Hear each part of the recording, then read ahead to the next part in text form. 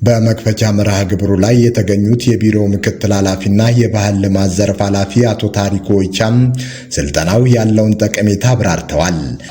የቋንቋን ተጠቃሚነትን ለማስፋፋት የታለመ የታሰበ ከብዙ ትላልቅ ተቋማት ጋር በጋራ ተቀናጅተን የምንሰራው ለትውልድ ቋንቋን ምቹ አድርጎ ለአገልግሎት ቋንቋ በማይሞት ሁኔታ አለምተን በዓለም ገበያ ላይ ቋንቋን ለመጠቀም የሚያስችል ትልቅ ፕሮግራም ነው። ኃላፊው በመጀመሪያ ዙር ዲጂታላይዝ ለማድረግ ስለታሰቡ ቋንቋዎች ማብራሪያ የሰጡ ሲሆን ስራው በቀጣይነት እንደሚከናወንም ገልጸዋል።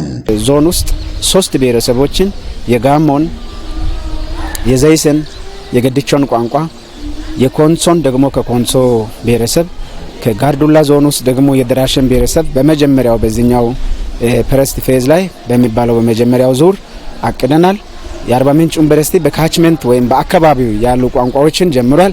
ቀጥለን ከጂንካ ዩኒቨርሲቲ ጋር ቀጥለን ከወላይታ ሶዶ ከዲላ ዩኒቨርሲቲዎች ጋር እየሰራን ነው ያለነው። የጋምቤላ ዩኒቨርሲቲ መምህርና የፕሮጀክቱ መስራችና አስተባባሪ ዶክተር ሼካር ካማኑሪ በበኩላቸው ሀገሪቱ ዲጂታላይዝ ኢትዮጵያን እውን ለማድረግ እየሰራች ባለችበት ወቅት ሀገር በቀል ቋንቋዎችን ዲጂታላይዝ ማድረግ ወሳኝ መሆኑን ገልጸዋል።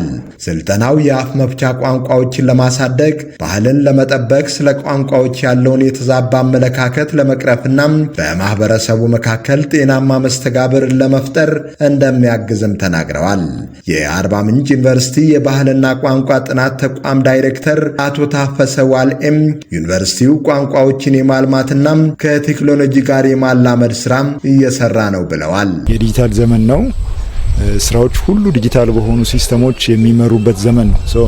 የቋንቋ ስራም ሰውን ከሰው ማግባባት፣ ሰውን ከማሽን ማግባባት፣ ማሽንን ከሰው ማግባባት ነው።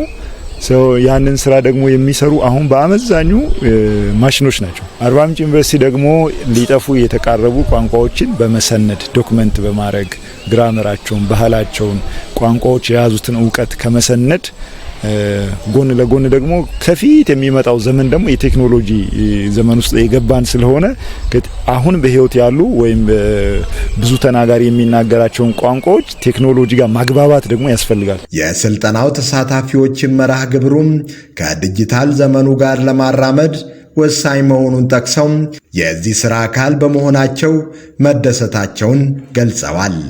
ቋንቋውን ለማሳደግ ነው፣ ዋናው ዲጂታል ለማድረግ ነው። ቋንቋውን ወደ አንድ ቋት የማምጣት ነገር ነው። ስለዚህ ኢትዮጵያ ውስጥ ብዙ ቋንቋዎች አሉ። እነዛ ቋንቋዎች ማደግ እንዲችሉ ነው። ቋንቋው እድገት ምን ጥያቄ አለው?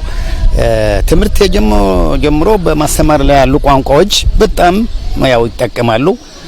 ገና ወደ ቋንቋው ሊመጣ ወደ ጽሁፍ ለመደረጃ ለማደግ የሚነሳሱ የሚበረቱ ቋንቋዎችም ጥሩ አጋጣሚ አግኝቷል። ለነሱ ጥሩ የማጣቀሻ መጽሐፍ ሊመረትላቸው ነው ያለው ትኩረት አቅጣጫ። በተለይ በትምህርት በስራዎች እንቅስቃሴ ሁሉንም ዲጂታላይዝ የማድረግ ጉዳይ ስለሆነ ትኩረቱ ወደዛ ስለሆነ ይሄ ቋንቋው ላይ የሚያደርገው ውጤት ደግሞ በጣም የላቀ ነውና በጣም ደስ የሚል ነገር ነው።